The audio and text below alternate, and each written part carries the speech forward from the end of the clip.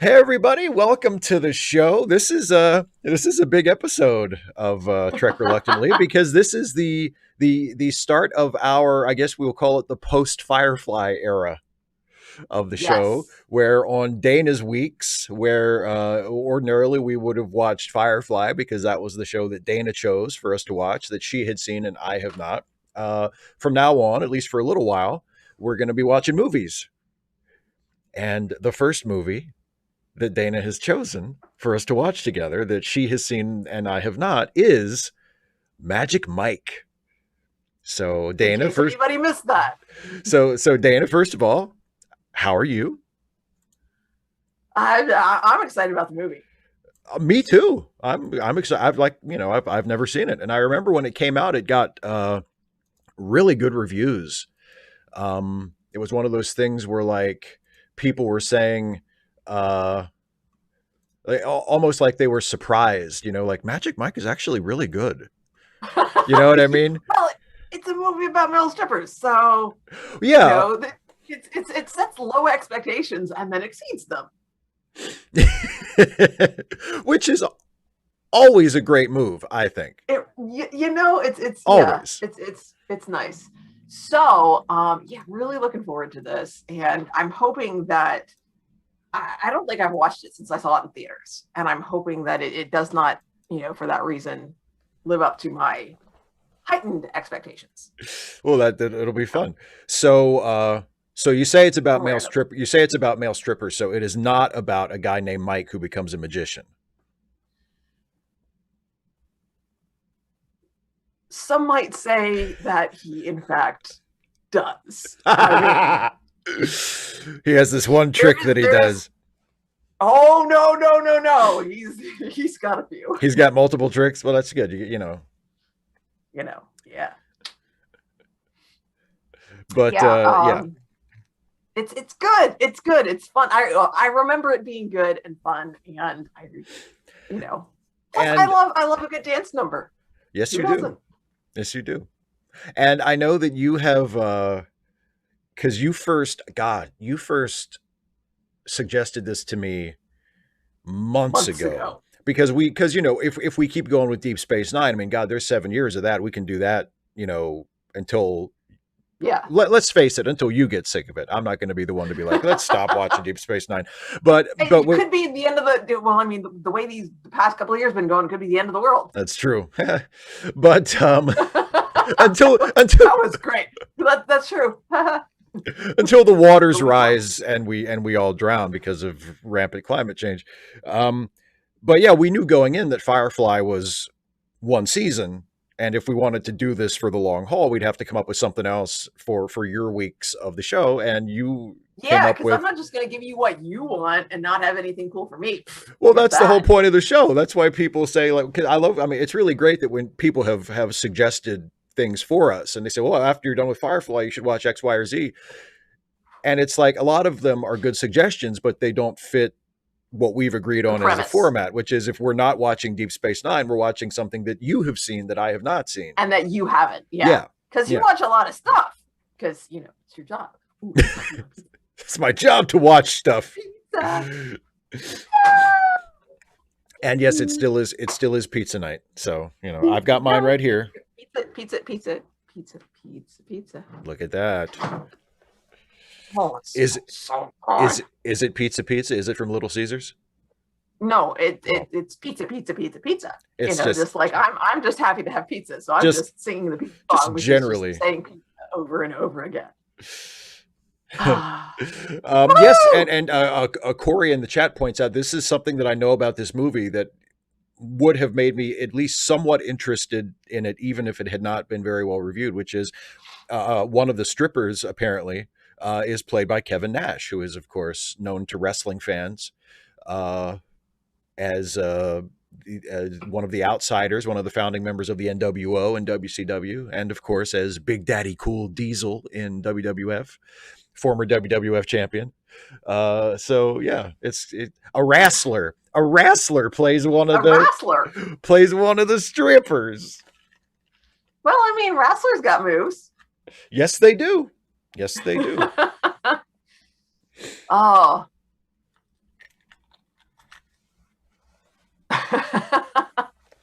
Oh well, I hope she gets to watch along, Andrew. I those of you who joined the live stream for A Little Princess, thank you so much. It was I didn't actually get to pop in, but I messaged Steve back and forth. What, is anybody on there? And he's like, yes. And then I got to watch the stream later because they sent us the link to it. And I'm like, hey, it's our It's people. people. Hi. Yeah. So he doesn't have. Does he not dance? Okay, I'll have to keep my eyes peeled. I'll, He was. yeah. He's not something I remember. I will say that. I will point him out to you when we see him. I will say that's Kevin Nash. Thank you, Steve. Of course, Dana. So, how has your week been? Since we watched my week has been good. It's been busy. I feel like I've been doing so much stuff. Like I did my Star Trek video came out today, and it's doing pretty well. So I'm happy to see that. And then on Monday was my Ask a Professional YouTuber, and I got that done. And then I edited a video for you yesterday. Your next Thank video you so coming much, out. by the way. Oh, it's my pleasure as always. I need to write a description for that sucker. I have it set to come out on Saturday, so I've got some time. I gave myself time. And then today I was working on, as you know, I was working on a script for my Monday video next week, which is going to be like a comment. I'm going to try to alternate on Mondays and do one Monday will be an Ask a Professional YouTuber, and another Monday will be like a video essay, like kind of like a commentary, like a video essay type of thing, where it's just me doing like an Andy Rooney in front of the camera. So I was writing that. That still has a long way to go. And then I was working on some of my Star Trek comics, making some of those earlier. And then I literally right before it was time to go on for this, I was finishing a Stuffy script. So is it done? I want you to look at it and see what you think, but I think it's done. Yeah, I think it's done. Well, shoot, let's get this movie going now. Then. At least that draft is done. I want to get this out of the way so I can look at it.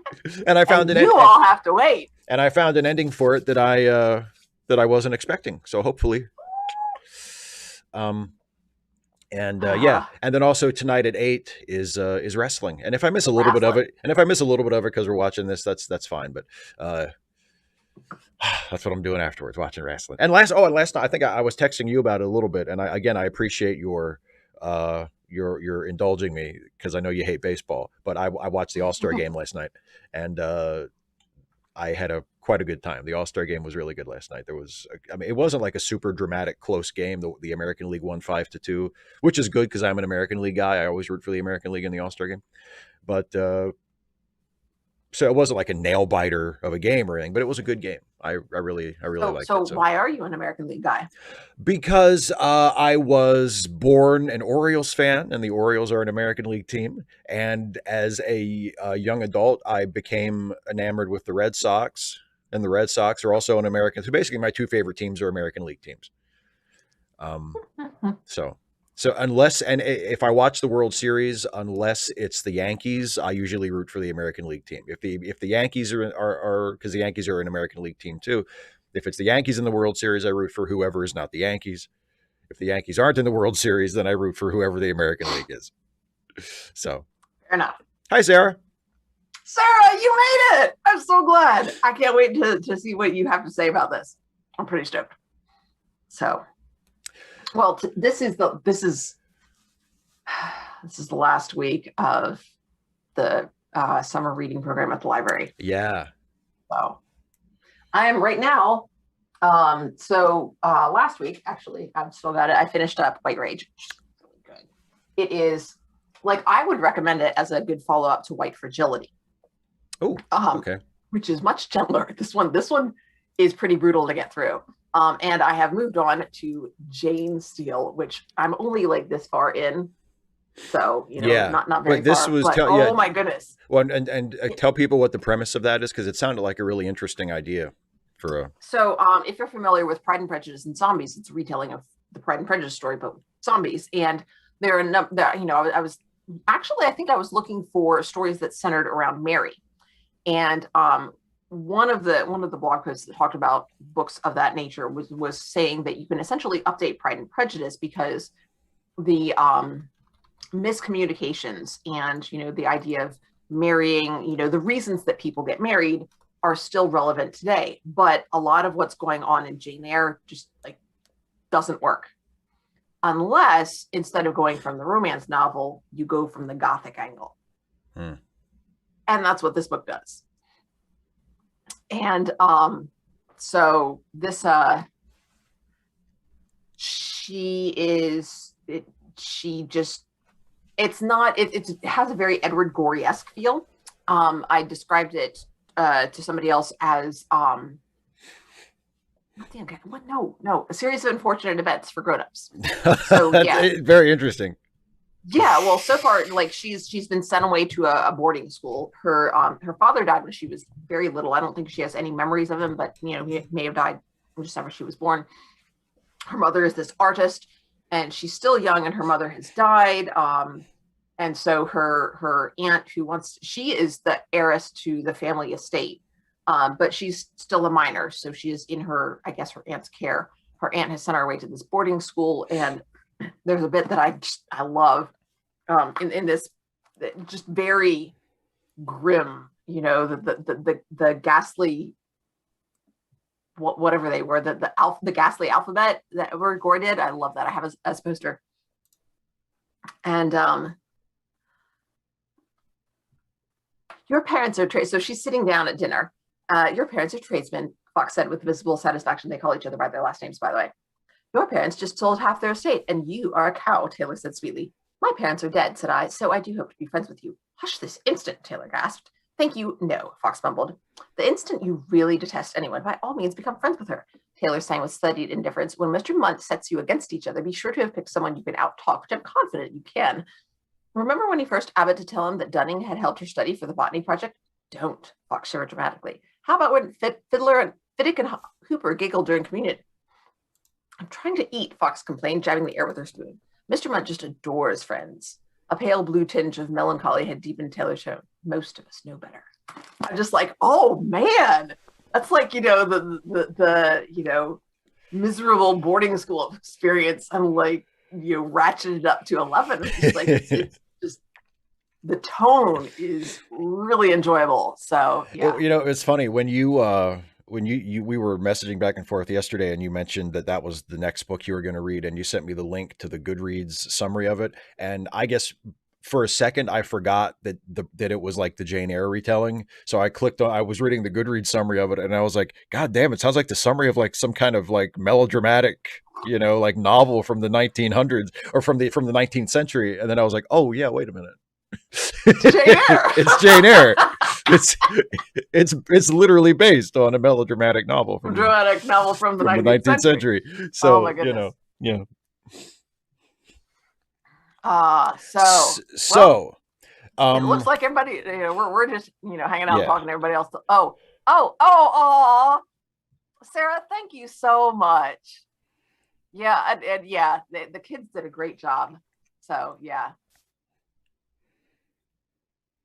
Oh gosh, using that still a thing? Yeah, the ghastly crumb for tinies. Absolutely, that's what it was. Isn't it? I would assume it's this.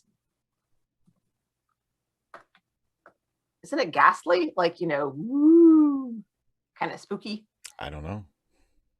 I've never heard of it. All right, well. Okay. Oh well, I'll have to show you. It's and it's in a little alphabet poem. A is for Alice, who fell down the stairs. B is for Basil, devoured by bears. Oh, I love that. And it's each one's got a picture of a child being horribly maimed or brutally killed. That sounds delightful. They all die. I love that story. I don't think any of them survive. I love that story. The tinies. If I ever find myself in control of the Walt Disney Company, I'm going to make that. And I'm not going to Disney-fy it. I'm going to leave it as brutal and as as upsetting as it sounds, and I'll just like release it to all the kiddies expecting the next Pixar movie. And I'll be like, yeah, choke on it, kids. Alrighty. Well, okay. You're ready. I know you're ready. Early. Heck yeah. You're ready to go. Okay. Got 20 minutes yet. So I'm watching the movie on HBO Max. Dana is watching her own copy. So wherever you're watching it, however you got a hold of the movie, we're obviously we're starting right at the beginning at 00. Um, and if we find a space here and there to pause and talk about stuff that's happened so far, we'll do like we do for, the other stuff, and I'll do 3, 2, 1 pause, and we'll pause and chat for a while, and then get back into it. We're gonna watch a little bit less than the first hour tonight, right, Dana? Your stopping place was like 56 minutes and something in. 56 minutes something ish. Yeah, I'll know it. Yeah.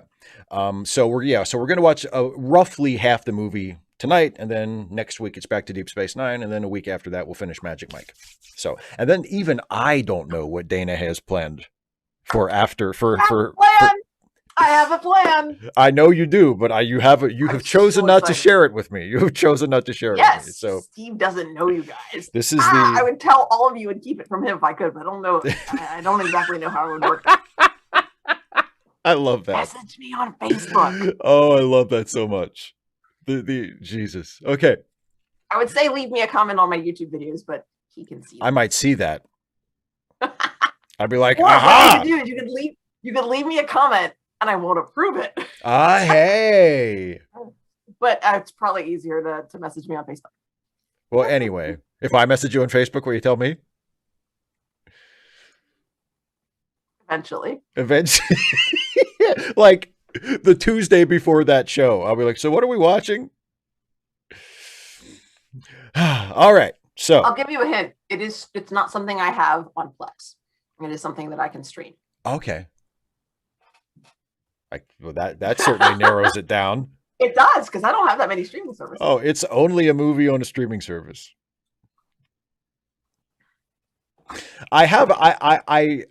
I could guess which streaming service, but I don't want to ruin the fun. You can guess. I won't tell you. Oh, okay. Well, I'll. What do you think? What streaming service is it on? Yeah, what do you think? Disney Plus. Okay. Look at that poker face. You give me absolutely nothing. I'm pretty sure I'm right, but you give me absolutely no indication as to whether I'm right or not. I love it. Okay. So. Caitlin L. I didn't. I'm so grateful that I didn't have to do that. You use Plex too, right, Steve? Yes, I do. Yes, I do. It's a pain in the fucking ass, ain't it? Oh. Sorry. You can edit that out. I'll cut it out, I guess. I mean, my students know that I swear because you swear at them. So glad I ain't gonna. I do not. You little bastards! Where's your fucking homework? I told you. No, so my husband has done all of the DVDs, and I'm so grateful that I'm like all of my patience goes into the classroom. All of it. I have none left. I'm sorry for anybody that I've cut off in traffic, but yeah, Sarah, whoops. But I meant it. It was deserved. Yeah, when Plex works, it's fantastic. But there are occasions when it doesn't, and then you're like, oh, why is it not working? And then it's usually you have to just go reset it or change like the sharing settings or so. It's some kind of minor little thing that you need to they changed it so that like I can't stream from Plex at the school anymore, which is understandable. I mean, they don't want you just accessing random servers, like personal servers. Understandable. It's like, oh, it's so inconvenient for me, especially because like now nothing's got a DVD player anymore. So what I had to do for the movie that I'd gotten approved and I wanted to watch was put that sucker on a USB drive. Right, and then you just have like the actual file on. Yeah. Oh, so inconvenient. Yeah. I don't really have that much on Plex these days because I used to have a bunch of shows on it that I actually went and bought on Blu-ray so I could have like higher quality versions of them. I think the only things I have on Plex now that I watch with any kind of regularity is I have copies of the original Star Wars trilogy, and it's like the high definition. They're like really fancy bootlegs is basically what they're like 4K like high definition. It's like what my favorite is it's called Star Wars 77. And it's like, and it's a 4K video scan of an original 35 millimeter print of the original theatrical release of Star Wars from 1977, and it's gorgeous. and it's my by far my favorite way to watch Star Wars. Like so I have that on Plex, and I have there's other, and then I have a version of Empire and Return of the Jedi, which are similar, which are not quite the same thing, but they're like really like high quality versions of the non Well, of course special not, edition. because they weren't released in 1977. Well, that's a good point. But yeah, but like really high quality versions of the non special edition of the original theatrical versions. Um, so yeah, and a couple. I think I have like a Jake the Snake wrestling promo on there that I really like, and a couple of other things like a Stuart Lee stand up comedy special. Just a couple of like random things on there that I have. Um, all right, so are we Started are we ready to enter the magical world of Magic the Mike? magical world of Michael. The magical. All right, everybody. Woo-hoo-hoo! Get your copy of Magic Mike ready. Get ready, and I will count us in as always. I'll do 3, 2, 1, play, and we will start to watch Magic Mike. Here we go. 3, 2, 1, play.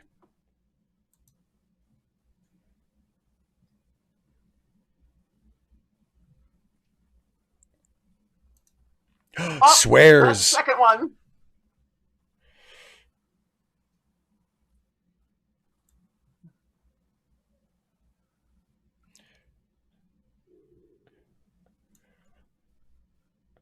Nobody talks about Fight Club.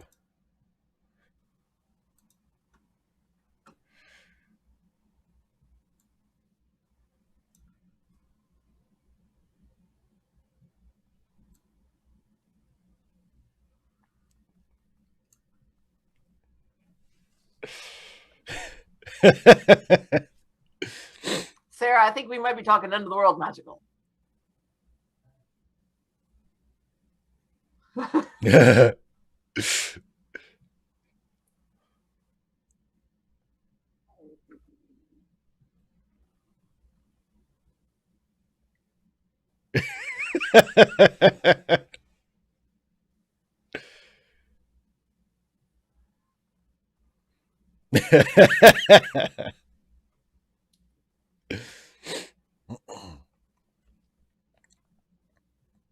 Radical bacon, there should be.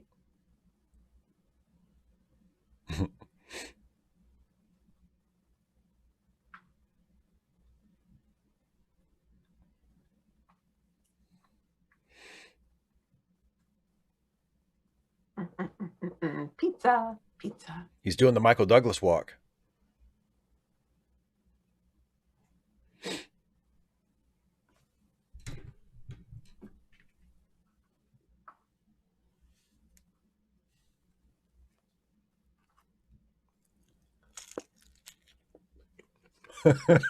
They were my grandma's.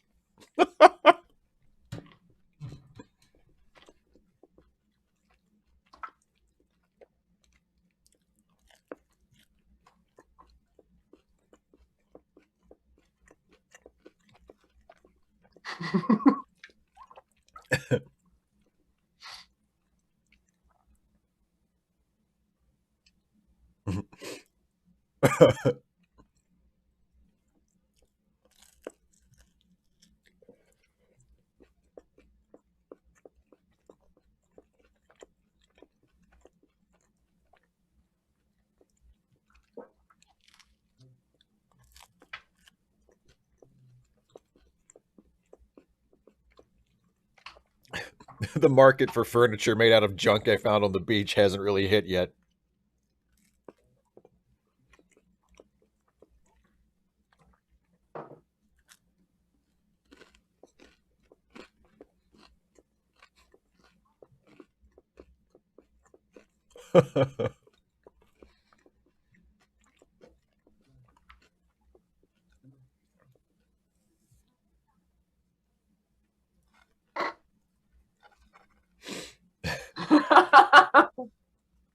She's totally going to call him.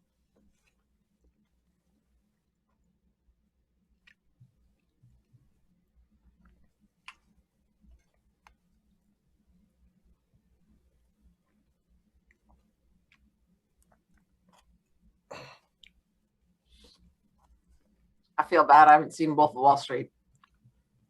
I haven't seen it either. Every time I Damn it. decide, every time I decide I want to watch it, I look at the fucking running time and I'm like, oh god, do I really want to sit here for like 3 hours? And Yeah, but here's the difference. Danny ain't in it.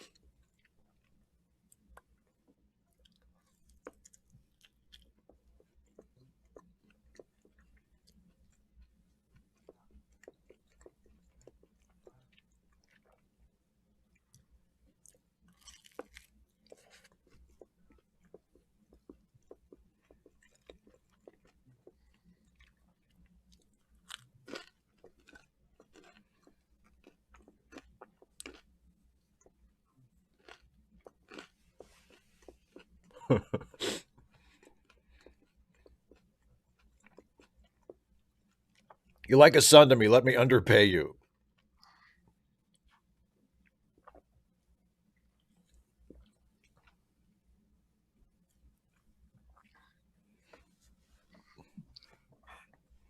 He's wearing tennis shoes.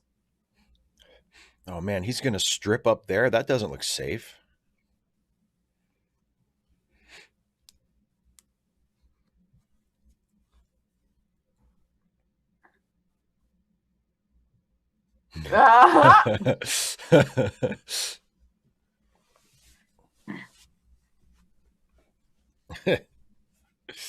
Caitlin L, you're right. Cheap labor is what families are for.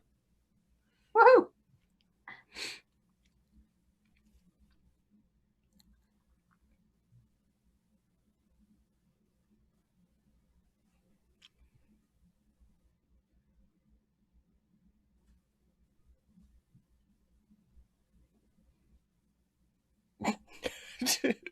These One workers Pepsi a taking extra Pepsis, bleeding me dry.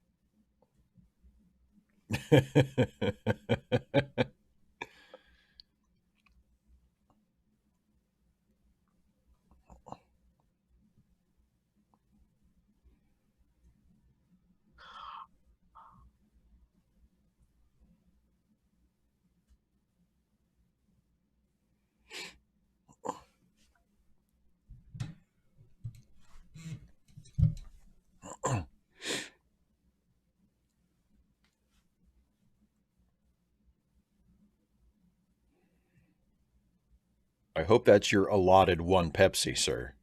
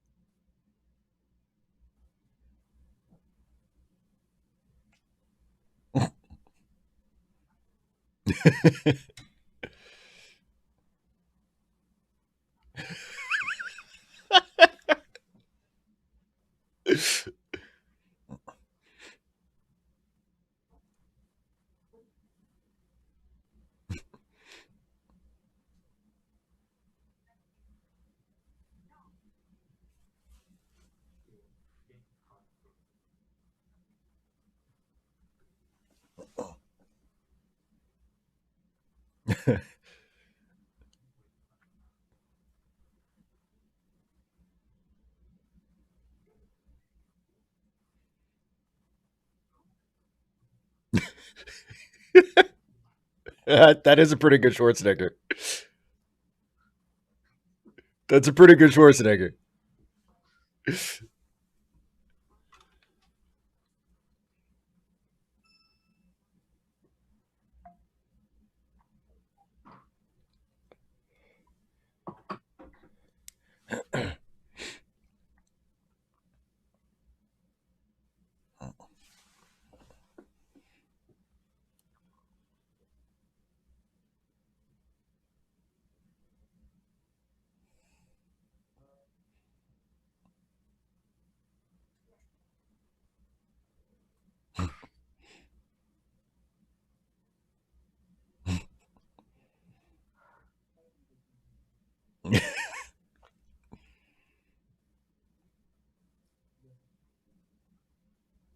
Oh, golly, we're not supposed to like him. I forgot about him.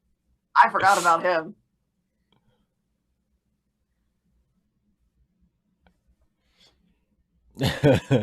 He's like, I got it.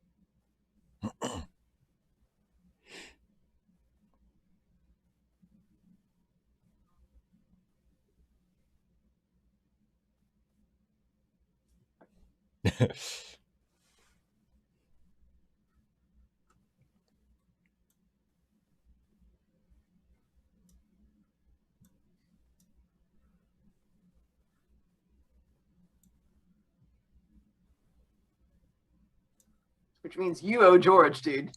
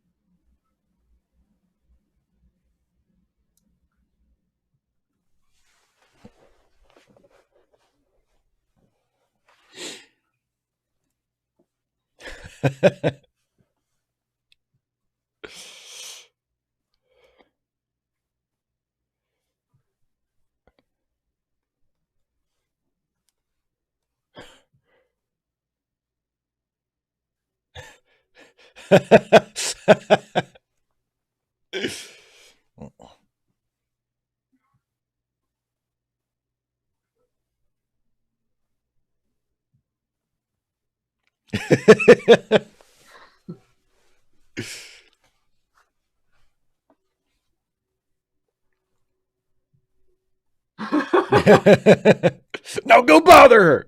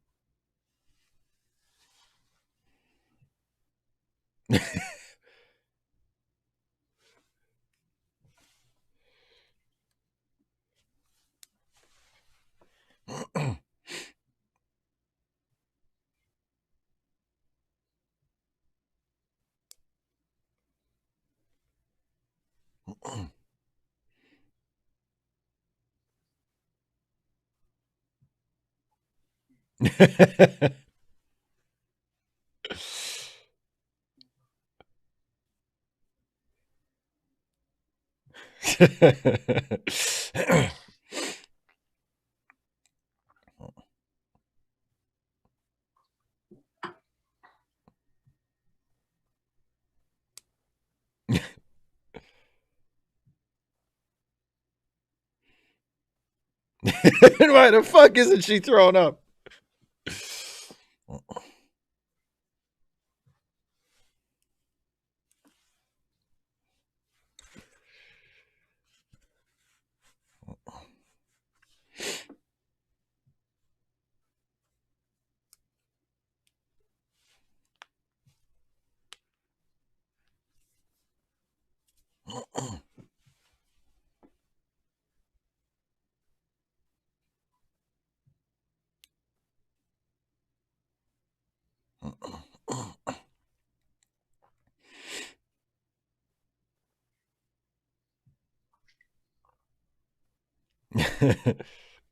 Your little friend. He's like, I am. He's like, I didn't sign up for this, Mike. yes, you did, sucker. Yes, you did, sucker.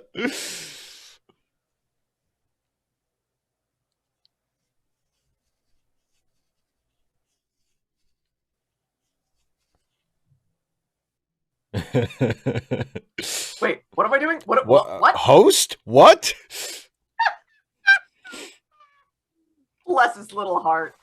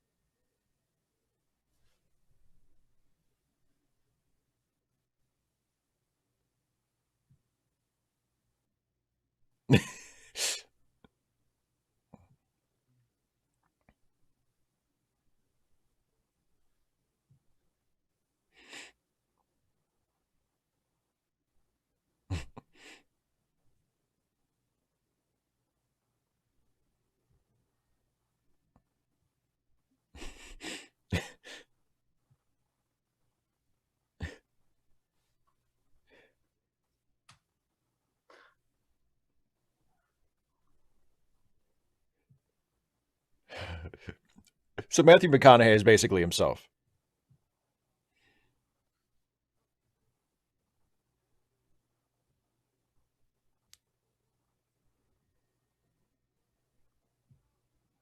That's Kevin Nash.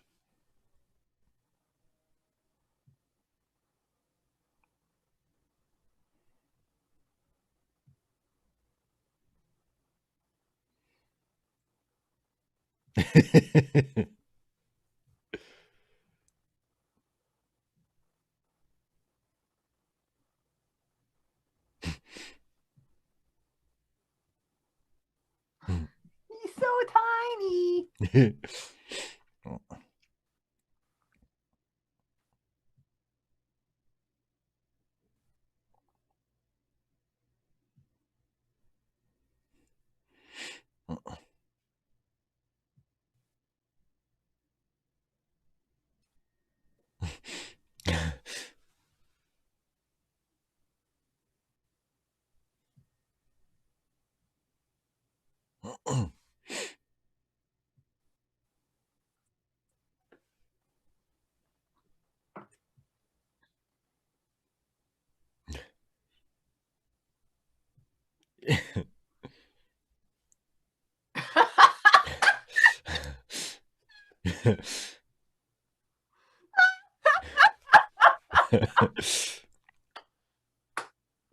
Okay, so this is really interesting to me.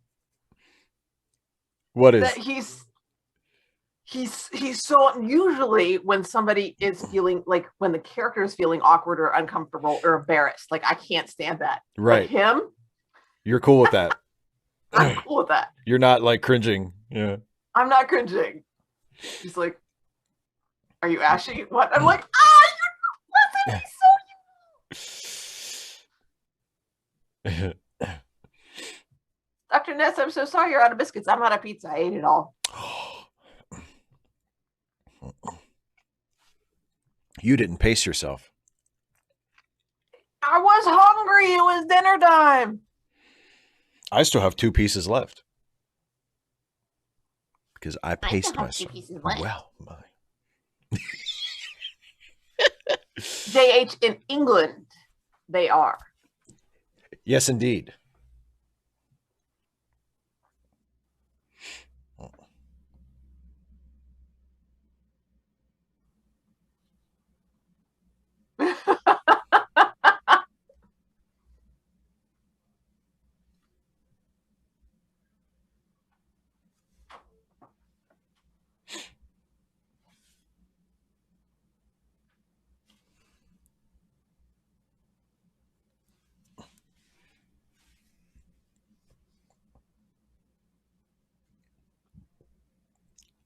Tiny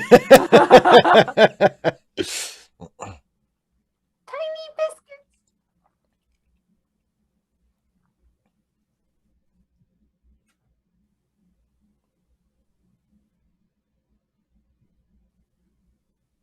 No, he's not, you dumbass.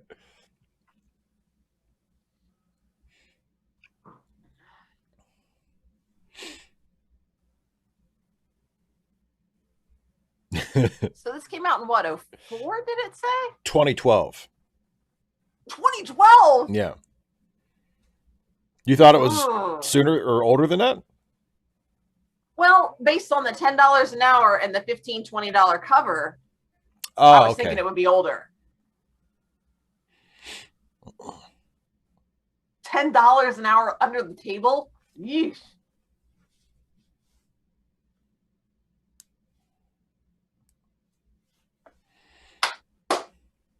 Bless their hearts.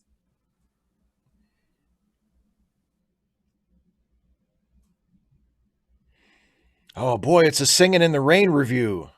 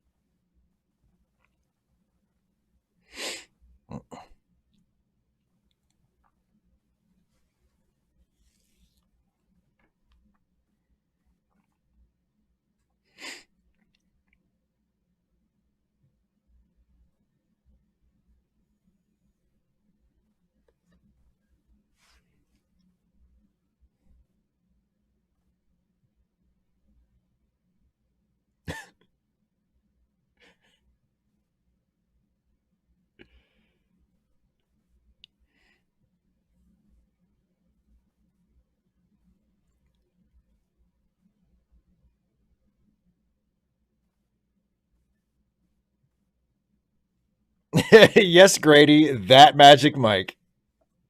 Yeah,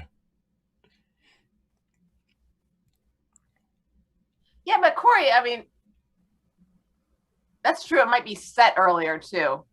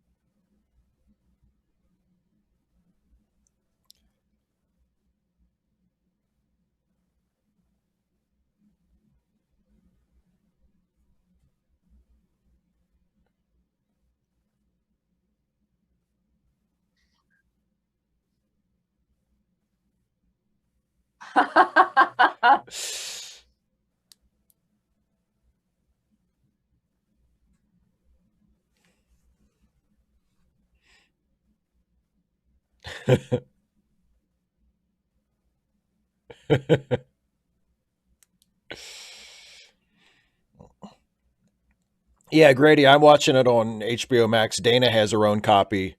If you can find it somewhere on this short notice, if you're an HBO Max subscriber or something, please join us. The time code is on the screen there. Caitlin, federal is 725 at this point. But I mean, for construction to be that low at that point, under the table as well, which Yeah. should theoretically, if you're not getting the sort of protections and benefits. Yes, that.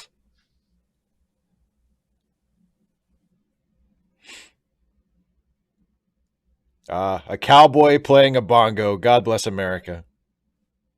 Oh, just wait. We ain't at God Bless America yet. Oh, boy. We get there.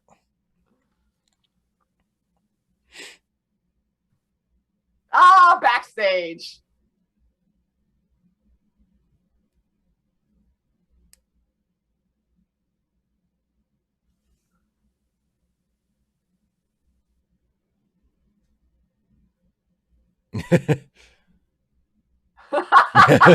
Actors. Oh, performance. It's negative energy, man. It's bad. It comes back.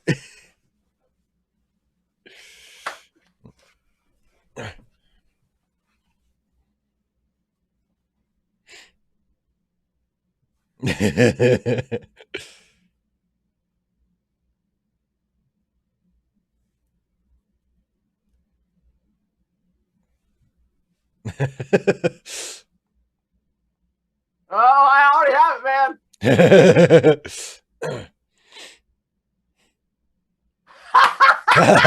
man. Just shove him right the fuck out there in his own clothes. I love it. Fair enough, Corey.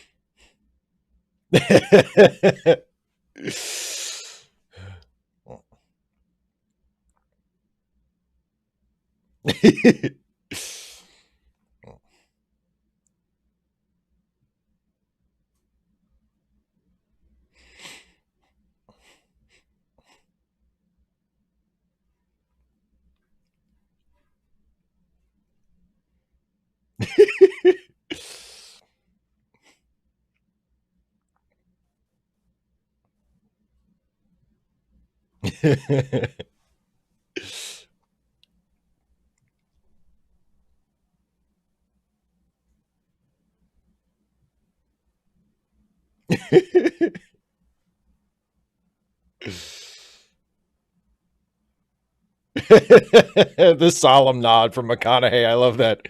All right, all right.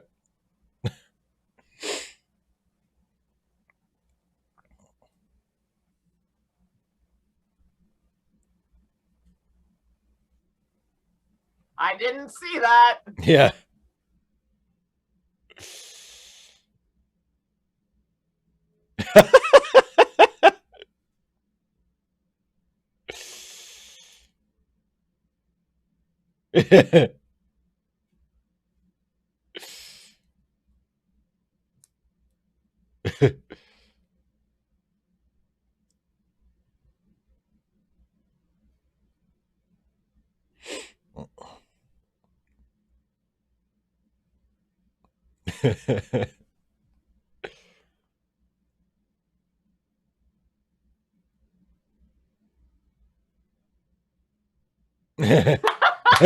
Oh, he's been initiated.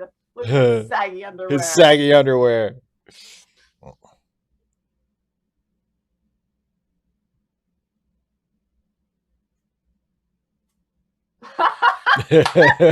That too.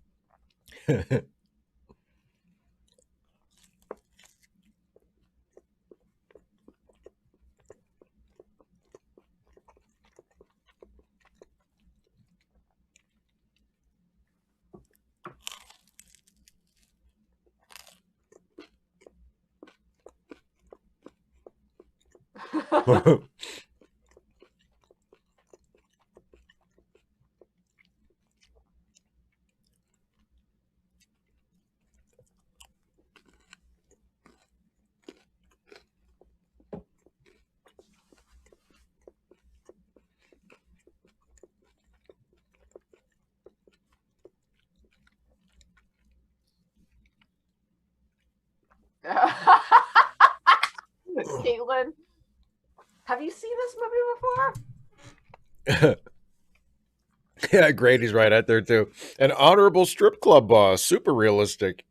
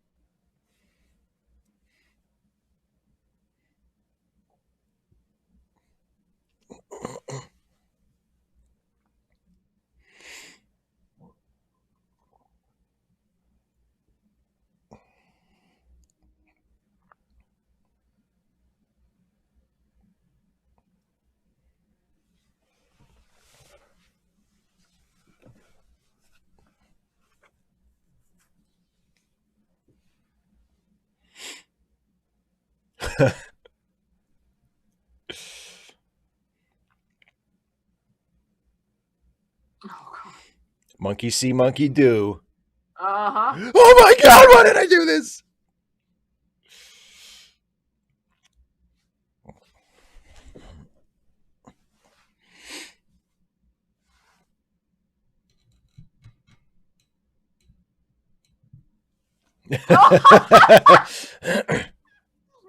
Oh my goodness.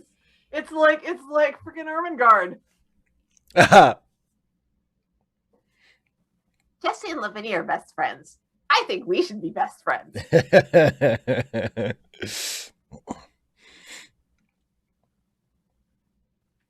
Oh, she not happy. Where have you been, young man?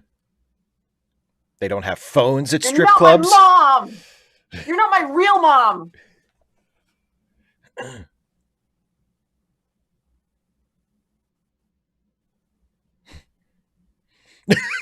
Absolute pleasure.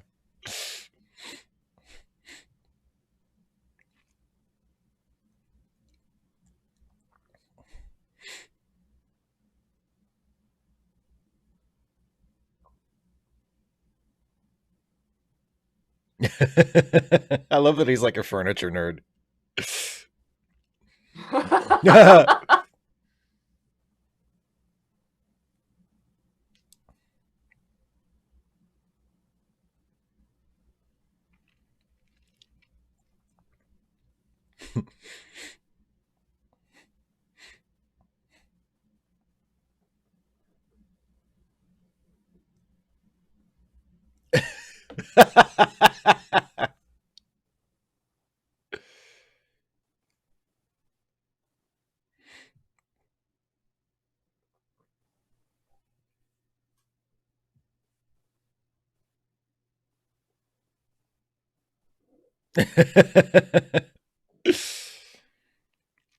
Didn't expect to get shut down so harshly on my breakfast thing.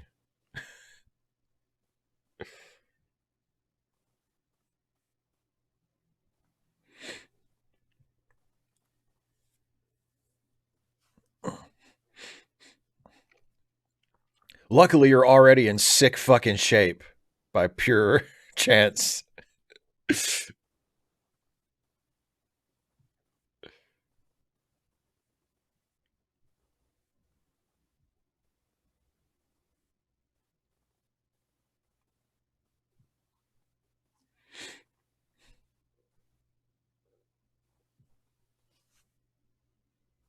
Oh yeah, dude, just stand up, stand up.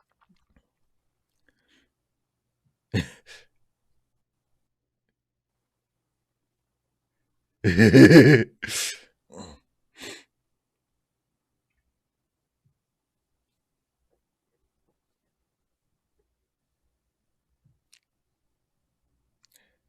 feel like he's channeling a little bit of Tom Cruise and Magnolia here.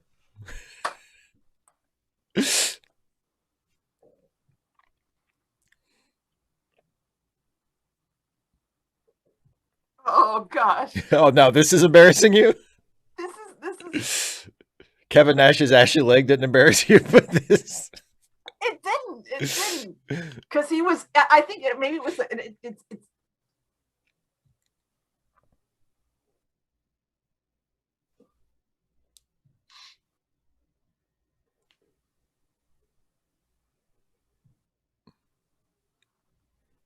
I'd like to point out that I mean,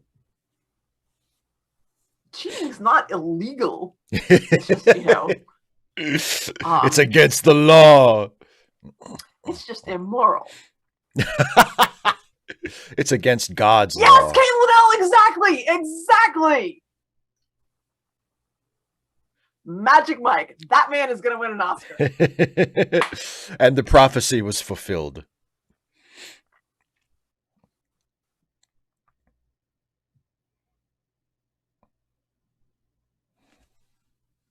Great, because it's actually, I mean, it's like the characters are just so amazing.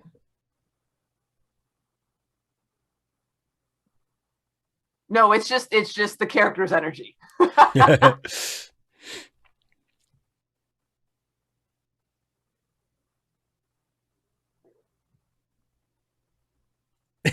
get, That's gonna take a while, dude. get good at losing my virginity? I don't understand. Derp. Oh god. This has no back. I'm sorry, Mike, there's some mistake. How embarrassing. They shipped this without finishing the rest of it.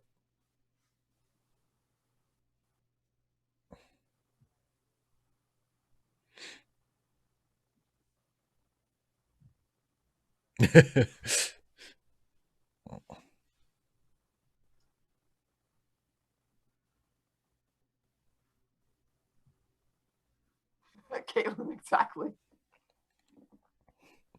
That's really funny.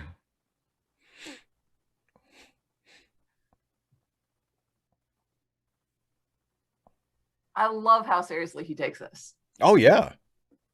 It just this has no back.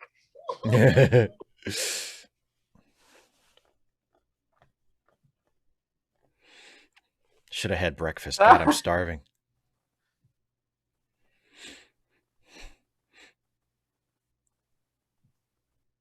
Give away the giveaway.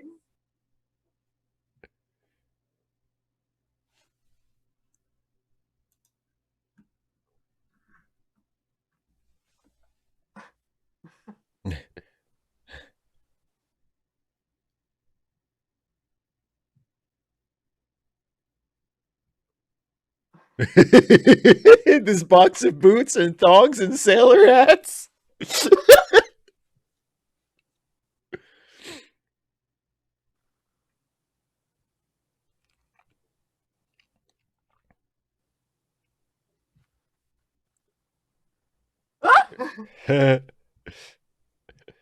It's what they want us to wear at the construction crew.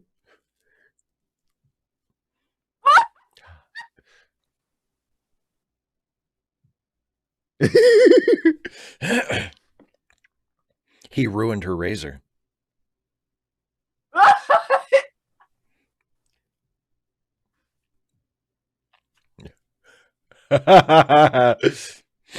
How could it possibly be for work? Put two and two together, girlfriend. It don't make five. Well, sometimes it does.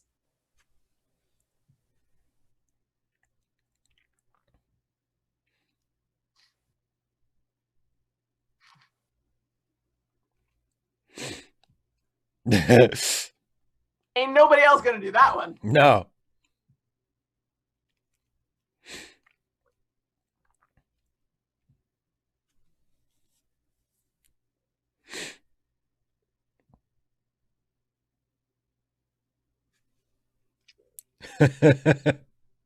What am I even doing here? Grady, I've never had luck with Nair. Of course, I haven't tried it recently, but I mean, I is disapprove. he called Pitts? This is the breakfast lovers section.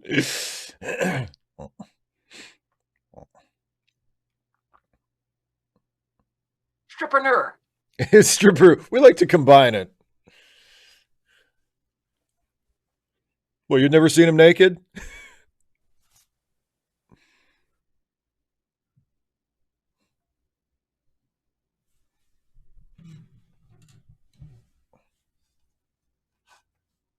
Oh, Lordy.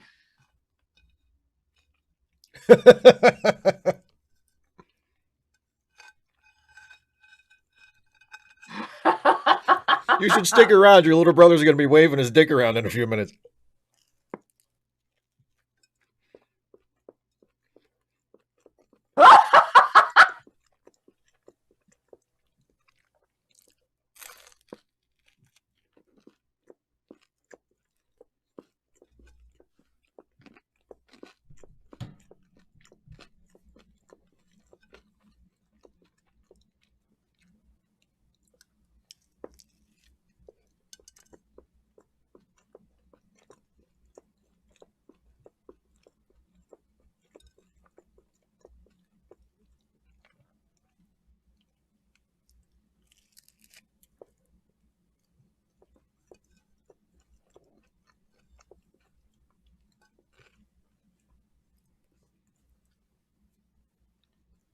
That's the title of the movie.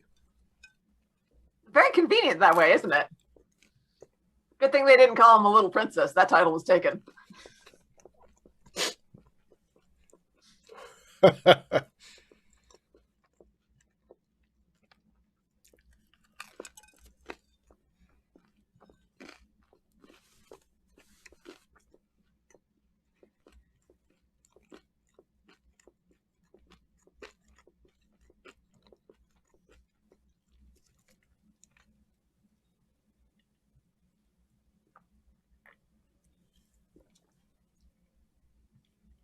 I'm not Grady. I'm not sure that that's necessarily Channing Tatum's choice. I mean, that may be one of the things that they had to change in order to get the movie made. Oh, yeah, maybe. Yeah.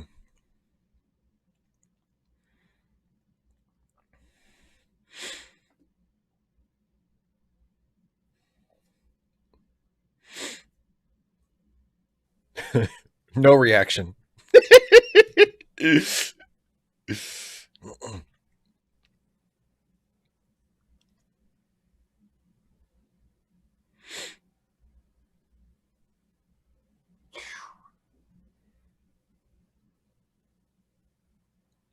Nice.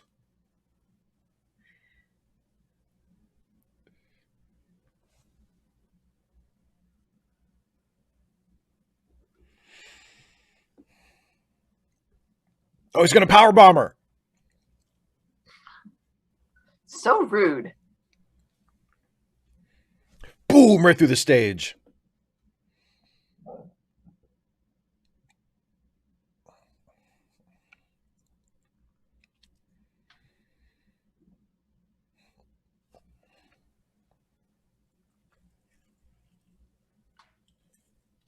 Grady, I'm curious what you mean there about it being hyper masculine. Oh,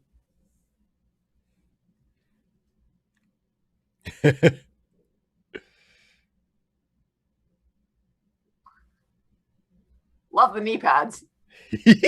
Very important. I'd forgotten about that. Personal What? protection is very important. Yeah.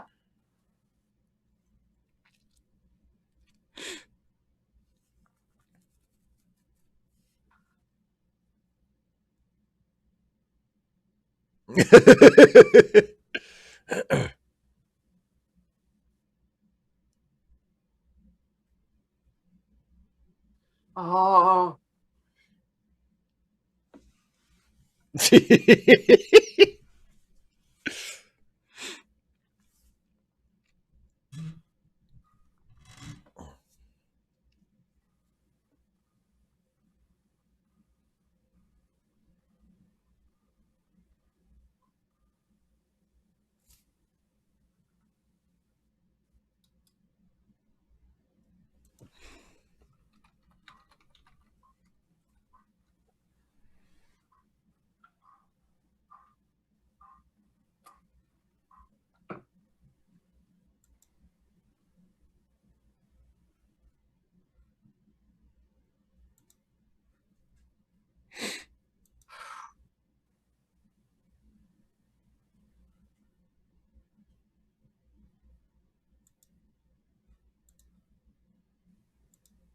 So Grady, you meant more of the backstage interaction?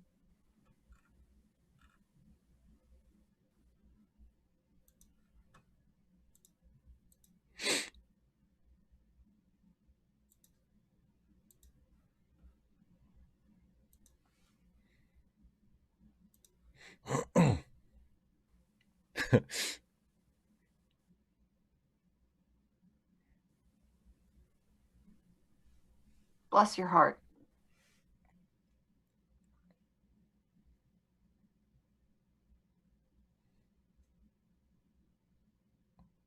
I'll be paying cash, thank you. Sorry, it's mostly fives and tens.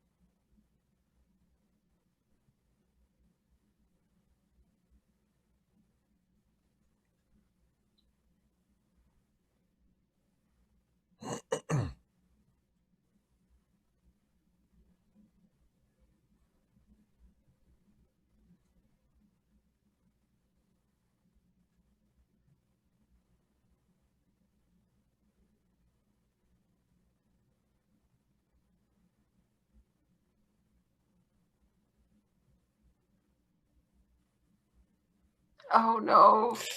Oh, bless your little heart, man.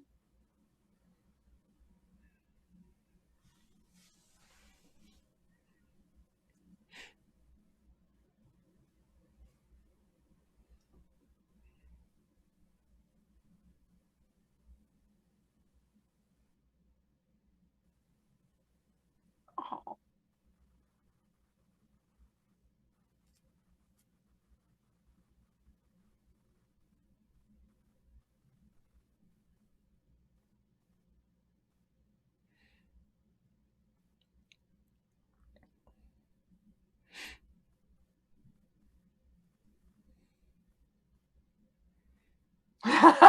Yeah, Etsy.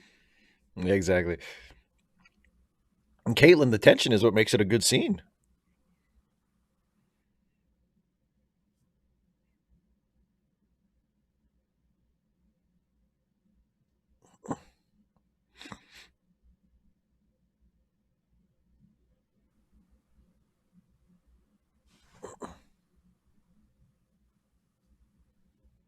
Your credit is distressed, sir. Oh, bless. He's so, his pride is so, like, he just, Yeah, oh, yeah. yeah. He's so young and he works so hard. He's like Y'all. Tiana if Tiana Ah, had been a male stripper. what an interesting comparison.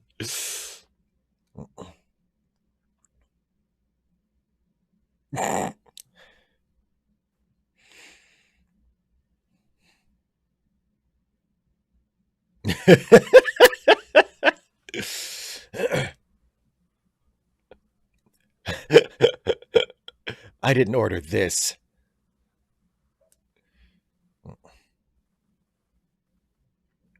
Shit.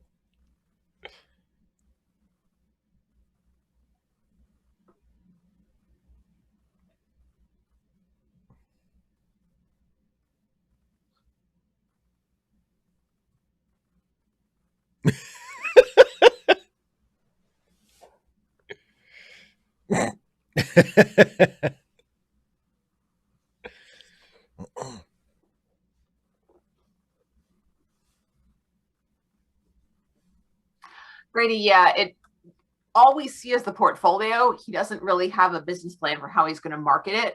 Yeah. Although depending on when it's set, it could easily be an order online and have it shipped or something like that. Yeah.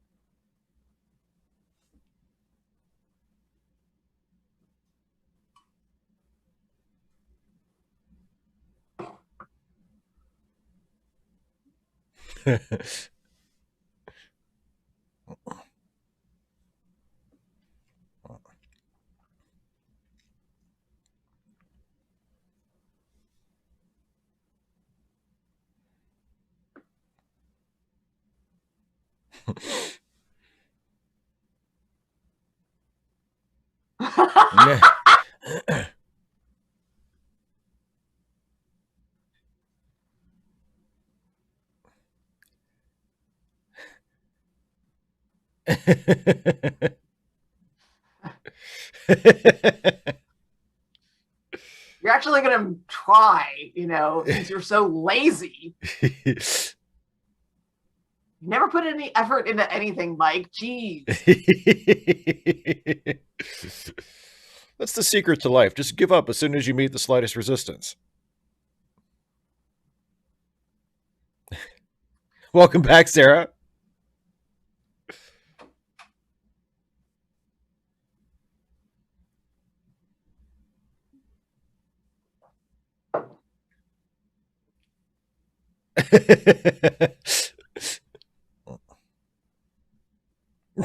I really hope he never had kids. And he'll grow up as a psychopath.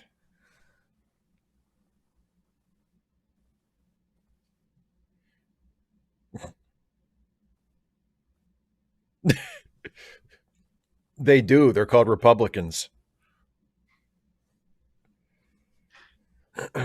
No, you don't want her to meet your kids because that means they're on Medicaid. That's not good. She's a medical biller. You want to keep as far away from her as possible.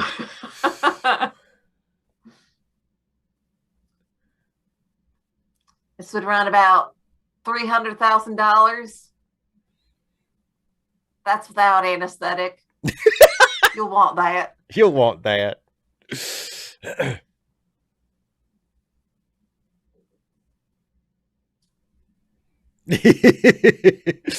Adam takes his clothes off for money, sweets.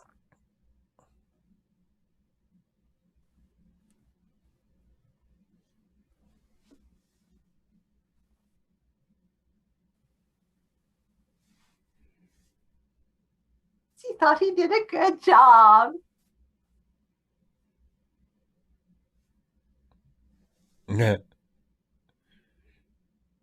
Oh, no, you don't.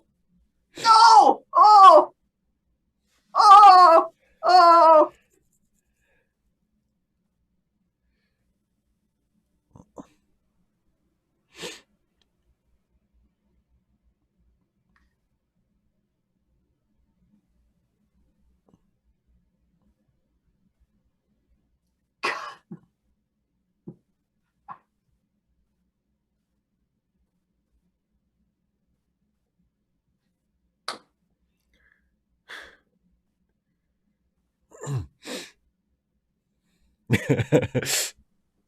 What do you mean you guess? It's not that difficult.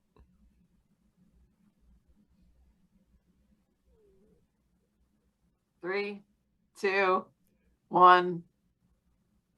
All right. Okay, count us out then. Okay, 3, 2, 1, pause. Okay. Okay, so that's where we're gonna stop for this week. For this week. We'll come back and watch the rest of it in 2 weeks, but that is all of Magic Mike that we're going to watch tonight. So I really like it so far. I'm so glad. I'm so glad. I really like it. It's been a long time since I watched a Steven Soderbergh movie, and he's who directed this, and you can really, it's very much in his style, like a lot Soderbergh of movie. Oh, very much. I mean, not so much in terms of the content, but he's very diverse in terms of like the types of stories he tells and the types of characters he's interested in. But a lot of his movies, like it's very naturalistic dialogue, that, you know, scenes that seem like they were improvised, even if they weren't, you know, just the sort of the quality of people talking over each other, and just a very naturalistic sort of vibe to it. And I really love that.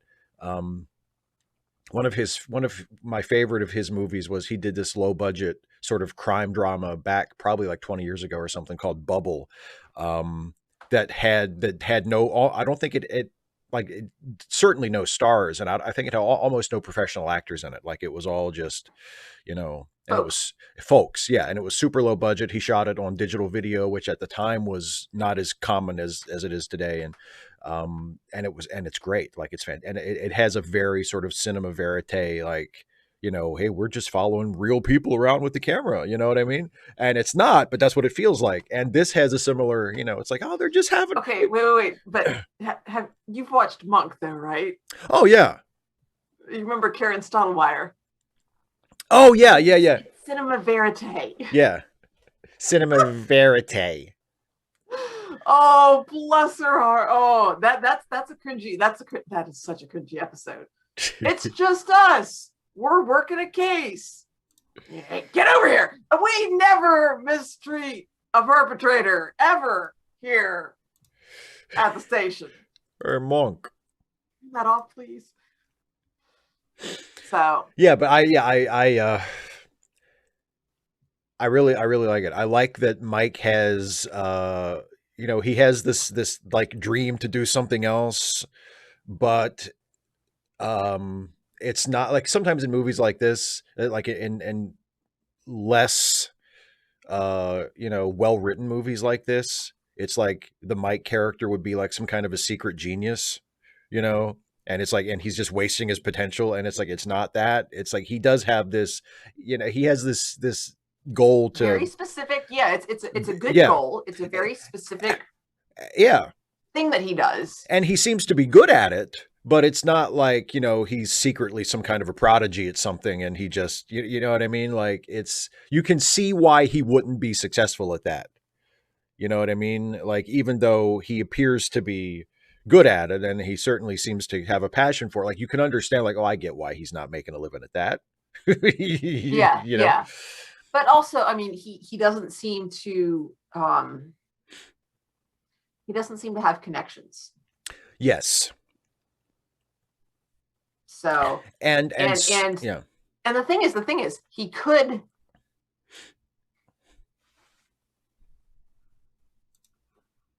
I don't. I'm not. He could have established a credit history for himself, and he hasn't done that. Like he's working these jobs, under the table and stuff. Right. But like he could have like one job that's a crappy low wage job for the purpose of establishing Yeah. that, and he's got enough money.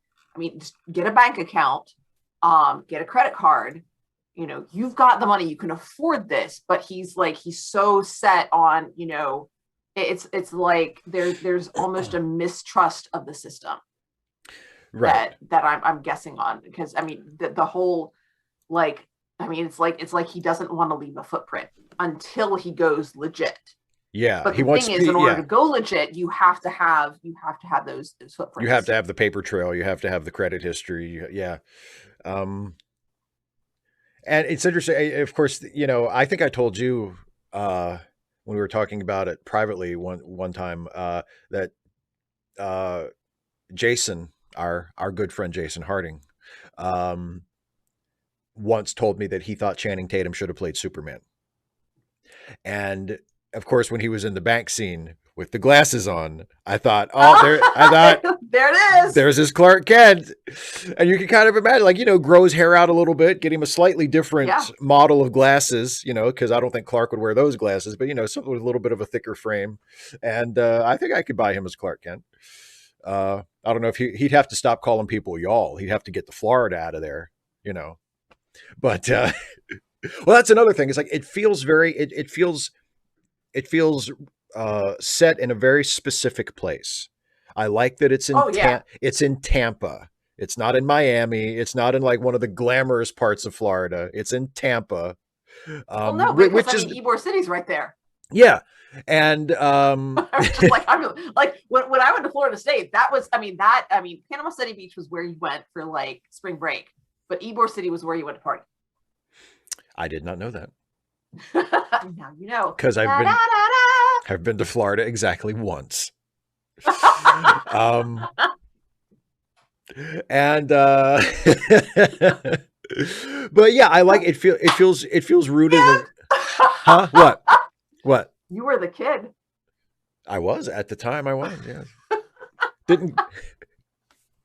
And I think I got Didn't it. work out quite the same I way. was just gonna say. Didn't work out quite the same way. I think I got even luckier than Adam did. But anyway, um, but yeah, and of course,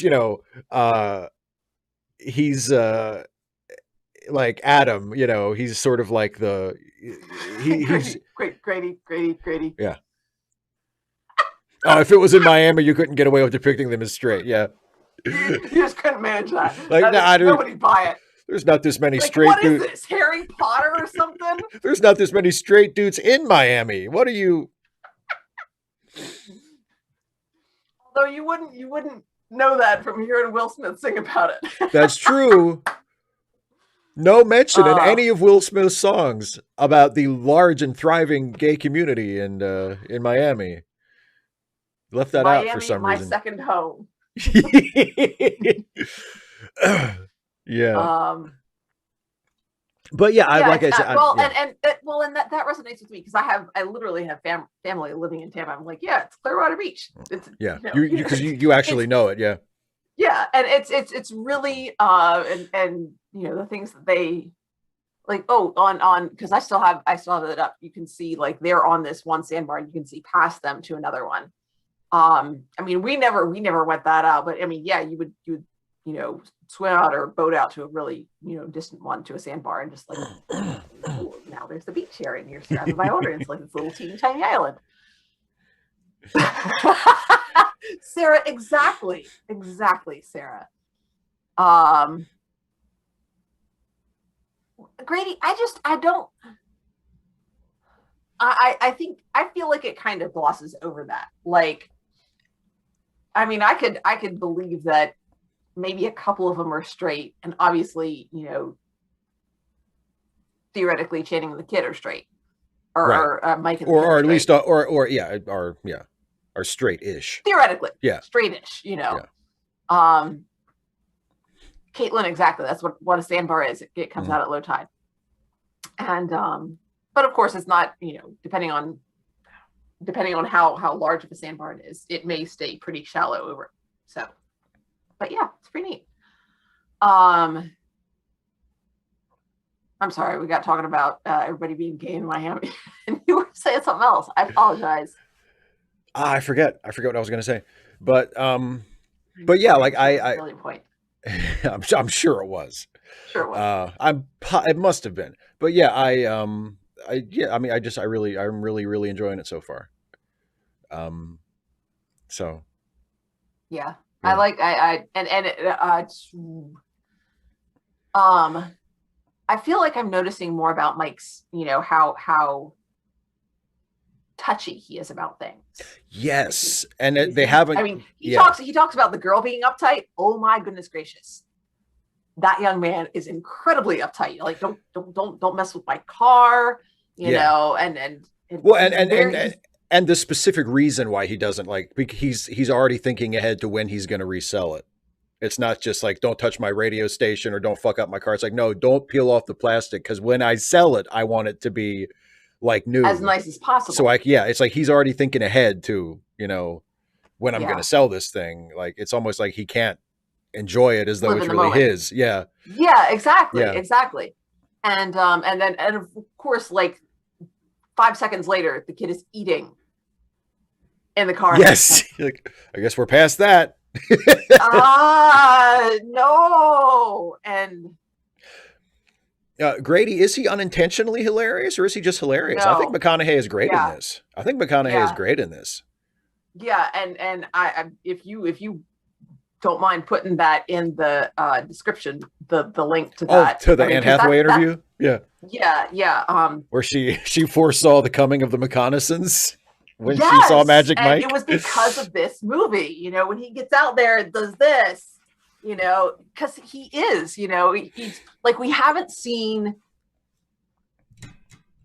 anything. He's not. He's a very believable character. He's complex. Yeah. He's, you know, um,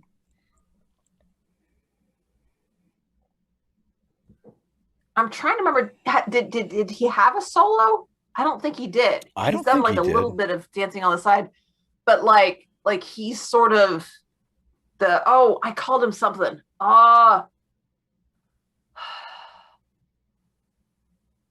From Starlight Express. No, not Starlight Express, but it was a Andrew Lloyd Webber. Um, You as if we never said goodbye. What's the character's name? you are asking the wrong guy. Son of a biscuit. Um, Andrew Lloyd Webber, as if we never said goodbye. What's it from?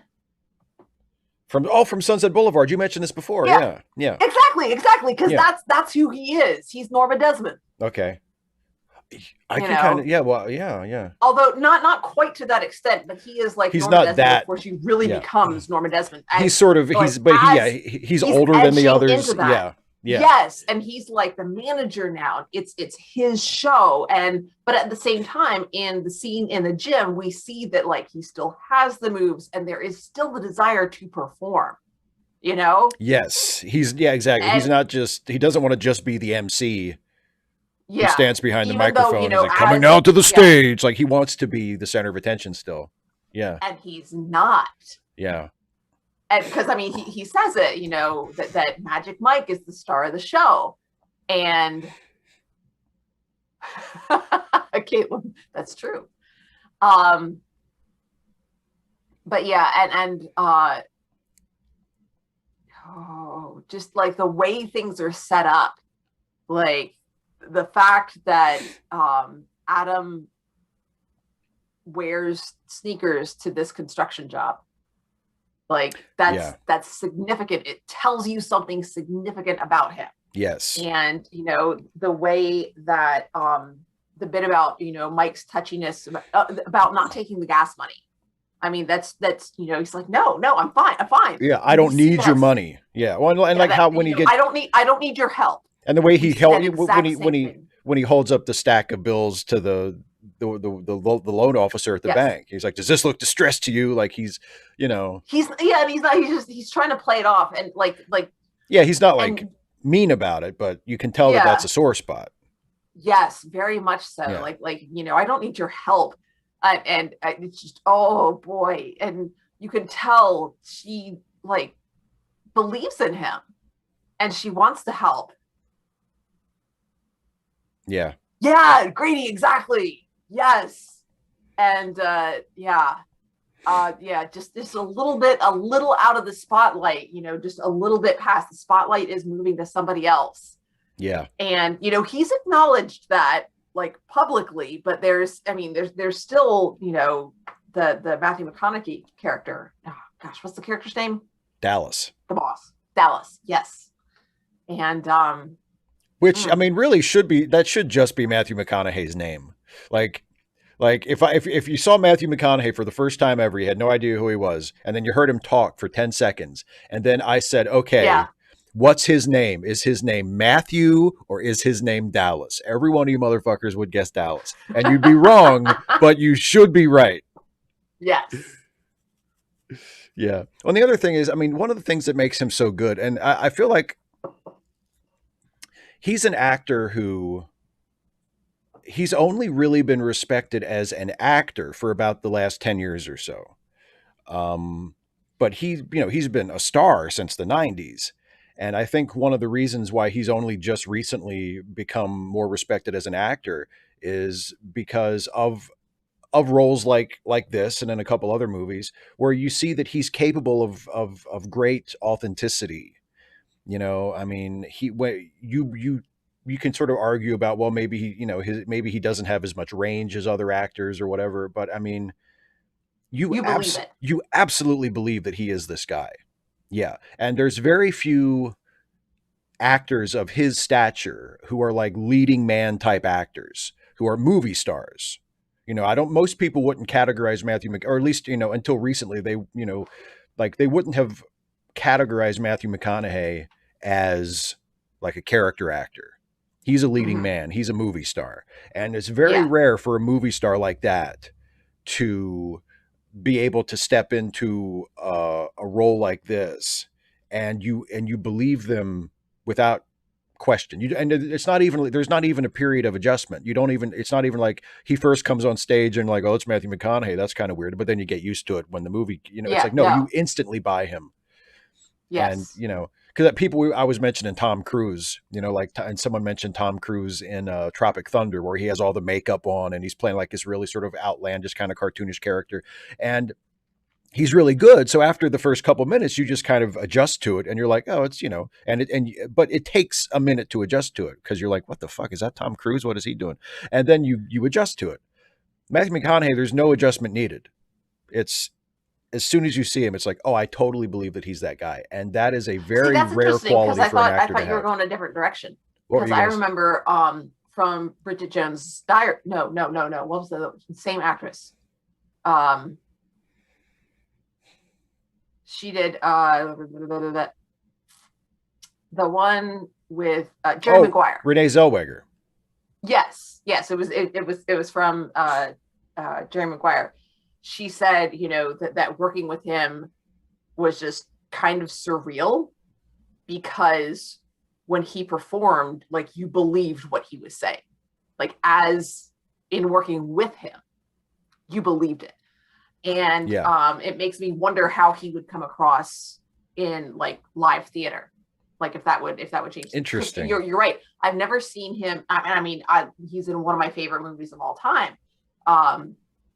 The one that I can never remember that we watched, the with the blonde girl. Oh yeah, Night and Day.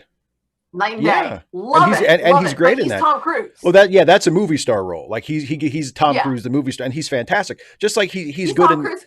Tom Cruise movie star. yeah and he's good in the Mission Impossible movies too because he's Yeah. Tom Cruise movie star. He's Tom Cruise. You know, And I don't know that of course he's in Magnolia, right? he's in Magnolia, and he's great in Magnolia.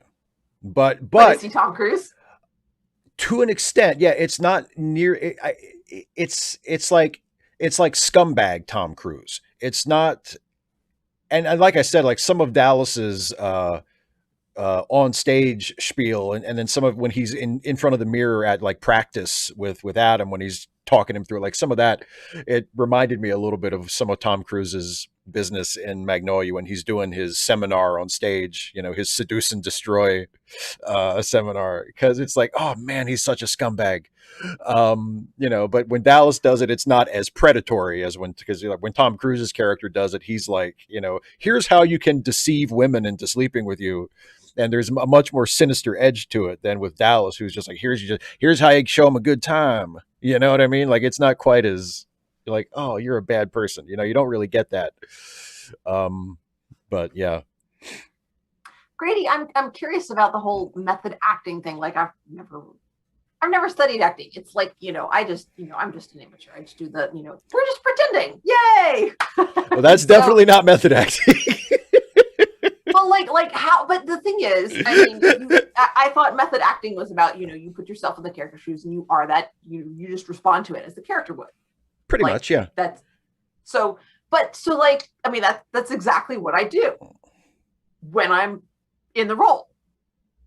Like does so I mean apparently method acting goes like beyond that. It's a lot. Like It's deeper than, yeah, yeah, yeah. so what's the difference?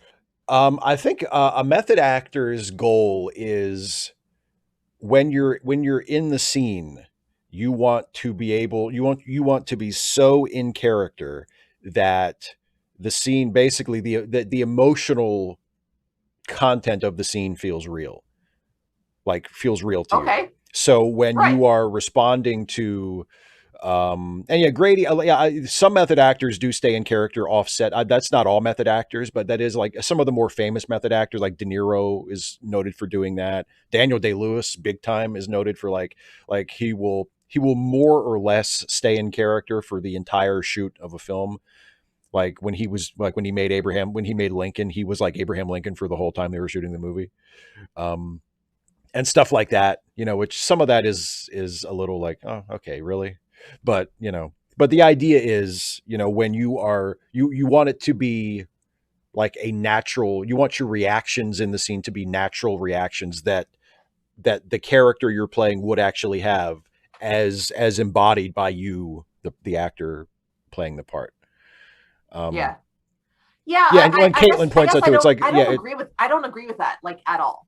Because like what happens outside of the stage or off of, not just like but outside of, once they say cut, like that's not the story anymore. That right. character does not exist outside of that story. So like the character doesn't have like what the hell? Lincoln doesn't have a way to react to like going to his trailer. Lincoln never had a trailer, He guys. would be so Okay. confused. He'd be like, what is Yes, this? exactly. No, no, no. I disagree with that. The character does not exist outside the Yeah. story.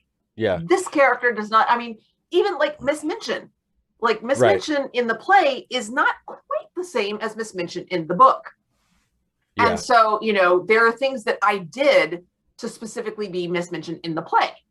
And in fact, I would say like I off stage or even especially backstage, Yeah. like I changed what I did. Like I made extra sure to be super nice and extra friendly to the kids because Yeah. I'm so freaking mean on stage. So I was like sort of reverse method acting, I guess. I don't know. Because like it actually the performance that I gave, gave me a reason to make sure that I wasn't a jerk to my fellow actors and Yeah. the few crew members we did have backstage.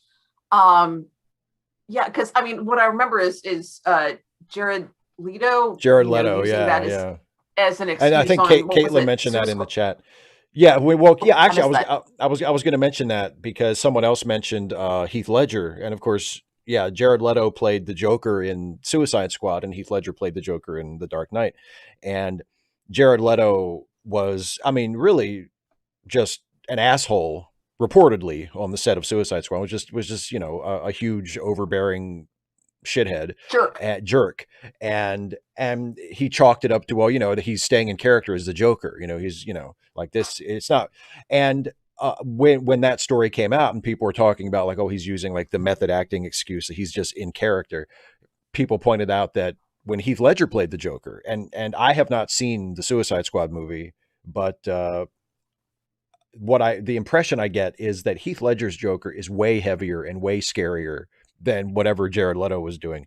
And even though Heath Ledger was playing a really, really scary, unsettling version of the Joker, he went out of his way to be extra Mhm. nice to people on the set when they were Because not of that. shooting, Yeah, I can because he totally see did it. not want people to be uncomfortable around him on the set Hmm. because he was playing this really upsetting character.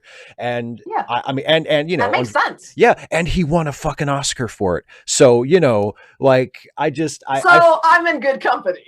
I am not, yeah, I am not someone, and again, I mean, my opinion is, especially with something like acting, which is a very personal art form, and whether you are, you use the method technique, or you're from some other school or whatever, as long as it works for you and you are not using it as an excuse to mistreat people, Yeah, yeah. I am fine with however you do it. Like, I do not look down on actors or mock actors for, I mean, like, if you feel like you need to stay in character beyond the scene to get to where you I need to can see get, it being that's sort of an fine. exercise. Like, how Yeah. would Lincoln respond to to today's society? To think about that and to get sort of into that sort of sort of as a character exercise. I can kind of see that. Sarah mentioned Hugh Laurie and House kept the American accent Yeah. throughout shooting. I can see that because it's easy to sort of slip into a particular way of speaking, and therefore it's also easy to slip out of a particular way of speaking. So because they're shooting pretty regularly when they're shooting. I can Right. totally understand not wanting to screw it up with the voice. Once you find Um, the accent, you just want to hang on to it until you don't need it anymore. Yeah. and then Andrew asked, "Did I method mismention at school with my pupils?" No, no, certainly. Well, first of all, You would have been fired. yeah, I wouldn't have been at school with my pupils very much.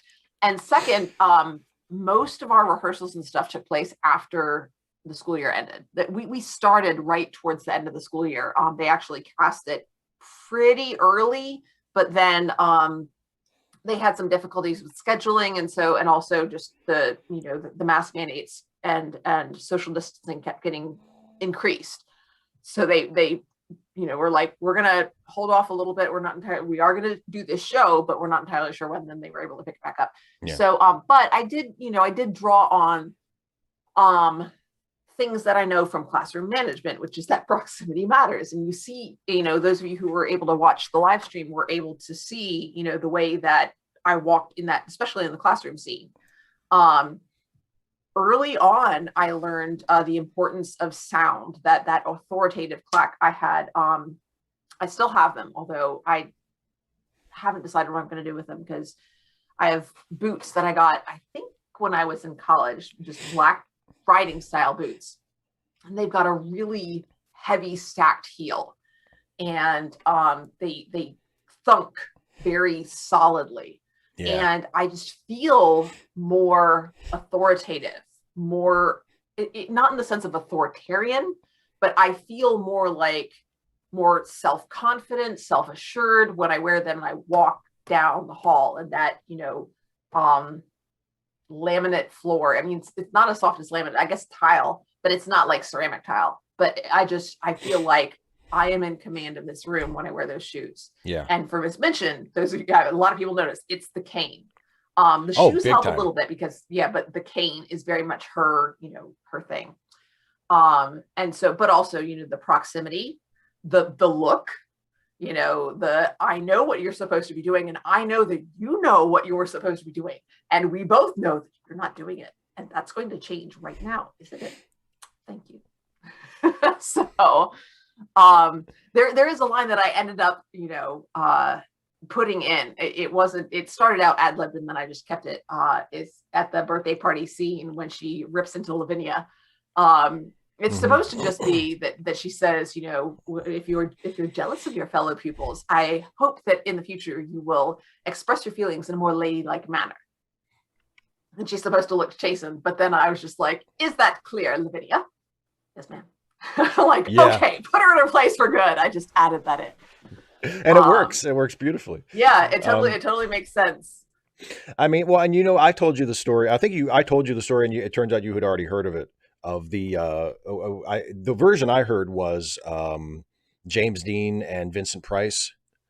Uh, and I Yes. think you had heard it with another actor though. You didn't hear Olivier. you heard it as James Dean and Olivier, but either way Yes, works because yes. Olivier, of course, was classically trained as a Shakespearean actor. Vincent Price was very much, was not a method actor, was a more theatrical sort of classically trained actor.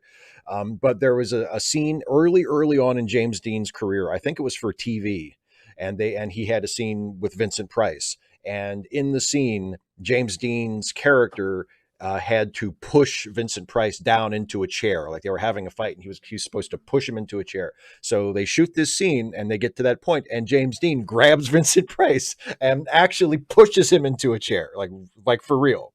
Vincent Price is furious, and he stands up and he gets in And James he Dean's face. says, He says, "Oh, you methods! It's acting. You're supposed to pretend to push me in the chair." And then he stomps off. And I mean, I kind of have to take Vincent Price's side on that. Not making any yeah, judgment. I Well, didn't actually smack the kid, well, okay? well. Oh, and here's the thing: if you wanted to actually smack the kid, the kid would have to agree to that ahead of time. Like if Yes. it's not making any sort of a comment on what the superior acting technique is. It's just saying like if you as an actor think, you know what, I think the scene would be better if I really shoved him in the chair for real.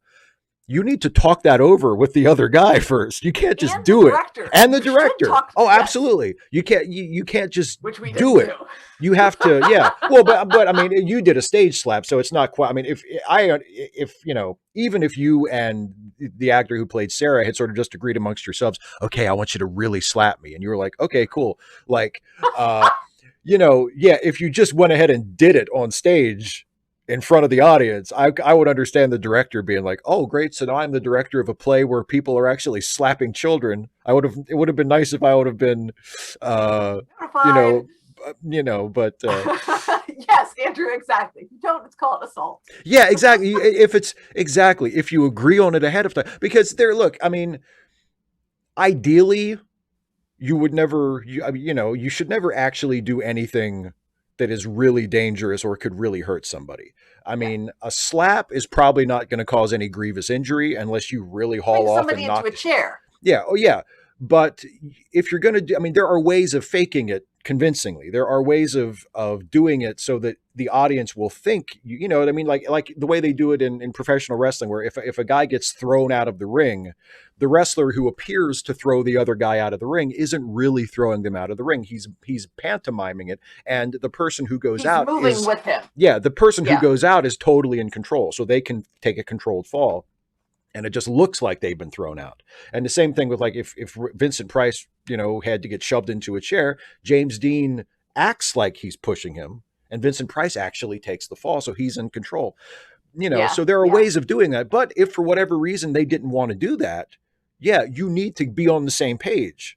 Yeah. Vincent Price Yeah. would have had to be okay, just so I understand, you're really going to shove me hard into this chair, so he knows it's coming and he's agreed to it.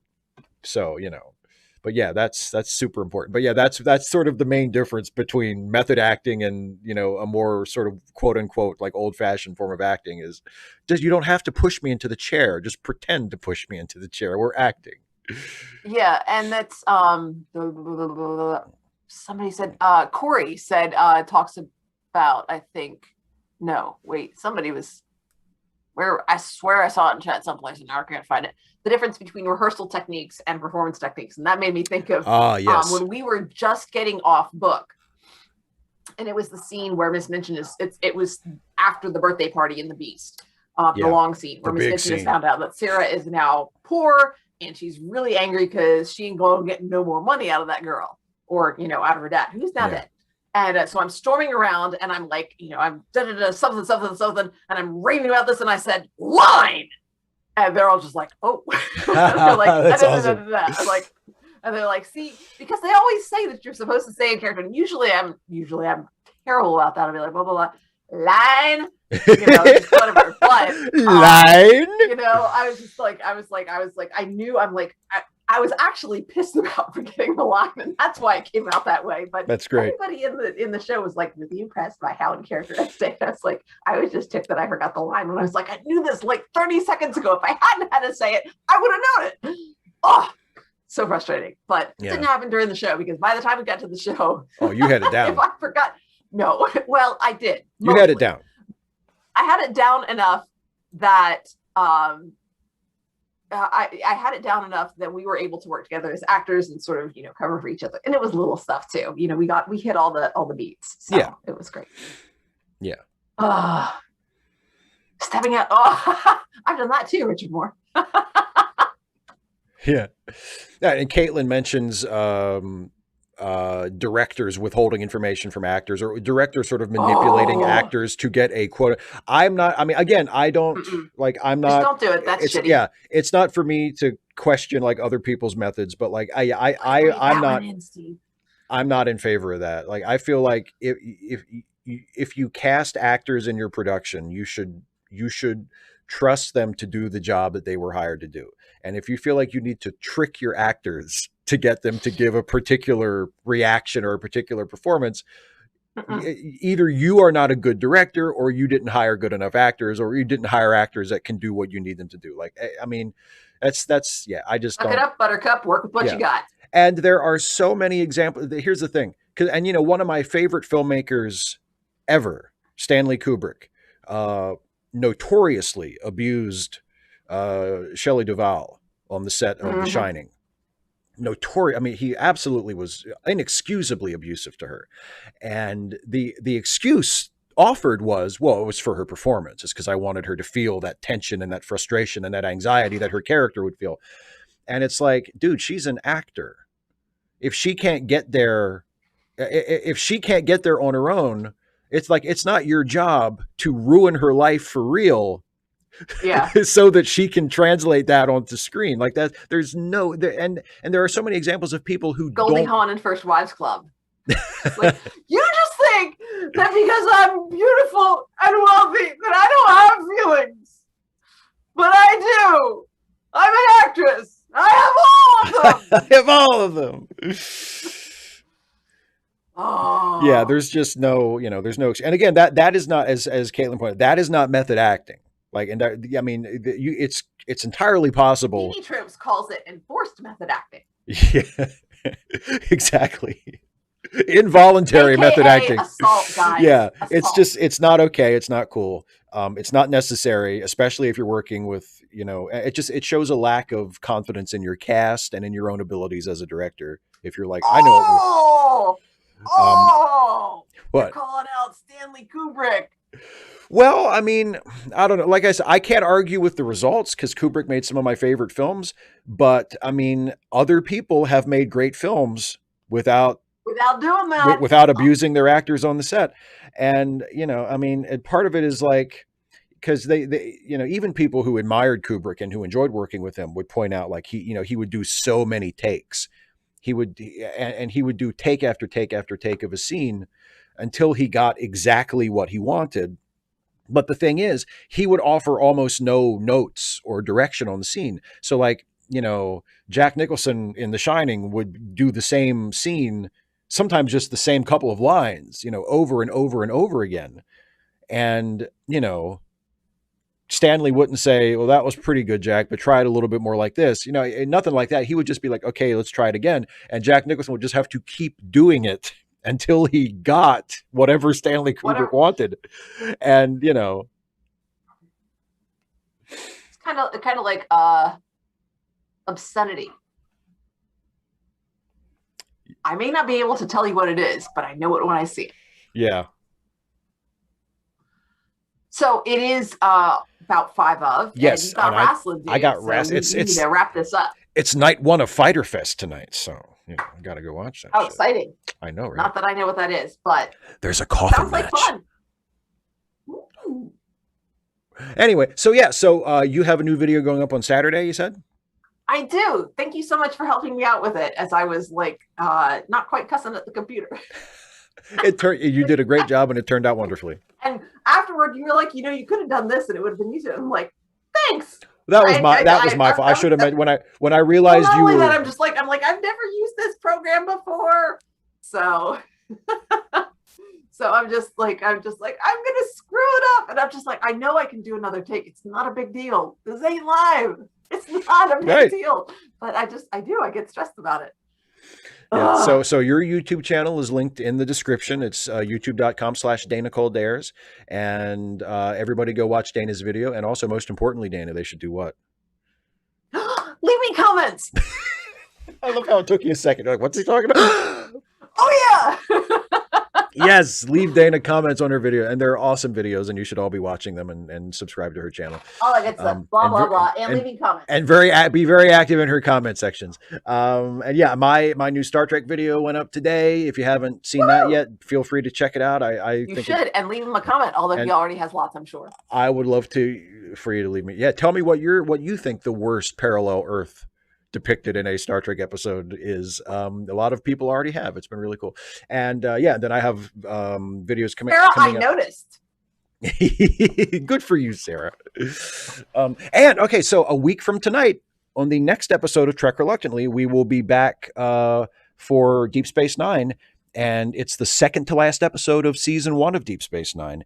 And it is one of the most critically acclaimed episodes of the entire series, Dana. Oh, now that's interesting because you didn't say that it's one of your favorites. It is one of my most. Okay. It is one of my favorites, but it's most of my favorites in season 1 are episodes that I really like, but aren't necessarily considered classics, like the one we watched last time, Dromidas Personae, that I love, but it's not like in anybody's top 10 list. But Duet is, this I think, one, as Corey points out, Duet. Yeah, Duet is the first. I would say, I think most fans would agree, Duet is the first legitimately great episode of the series. It's the one where you watch it. And it's the one where you watch it when you watched it for the first time, and you're like, oh, okay, this is going to be a good show. It's like, oh shit, so, but no pressure. If you don't like it, that's fine. Pressure. As you know, of course, no matter what. Like what you like, don't like what you don't like. It's completely fine. But just so you know, it's a highly, highly praised and highly respected episode. So that's and then this Friday we have Wes Moore, right? We do. Day after tomorrow is the next episode. You had that shit loaded. Yeah, well, you saw I was reaching over here to my bookshelf. You were loading your books. That's day after tomorrow for the next chapter of The Other Wes Moore on Readaway, and then a week from tonight is Deep Space Nine. We're watching Duet, and yeah, I think that's it. Dude, no, that's not it. Oh, charity links. I forgot that she's some random geek's not here to jump on my ass about it, so I forgot charity links. Don't forget the charity. I will jump on your ass for you, Steve. I wish you would. Would drop kick you. You probably would. I would be on the ground. Don't forget the charity links that are linked in the video description. Charitylinks.page. It takes you to a Google Doc that our buddy Some Random Geek maintains that have PayPal links and GoFundMe pages and other various funding methods, and also some bail funds and legal defense funds and stuff like that for people who need a helping hand, who are in a little bit of a tough situation financially. So if you have a few extra bucks laying around and you can afford to help one of them out, we would absolutely love that. That would be awesome. Sarah, what the heck? What kind of mod are you? You're supposed to be like telling us what we're supposed to be doing. Come on, Sarah. We don't know what we're doing. Obviously, I'm gonna de-wrench Sarah, her. We love you so much. You're a great moderator. Yeah, you are. You have a cute little wrench by your name. You're a fine moderator. It's like a slightly not quite upside down H, like the H in Sarah. Well, wow. Sure. Perfect. All right, I'm gonna go watch wrestling. Thanks everybody for joining us for the first half of Magic Mike. Yes, fight capitalism. Very important. now she's in character as Some Random Geek. That's perfect. That's wonderful. All right. I hope you all are looking forward to both Duet and the second half of Magic Mike. Yes, indeed. Because I'm definitely looking forward to both. So, all right. Have a good night, everybody. See you next time. Bye.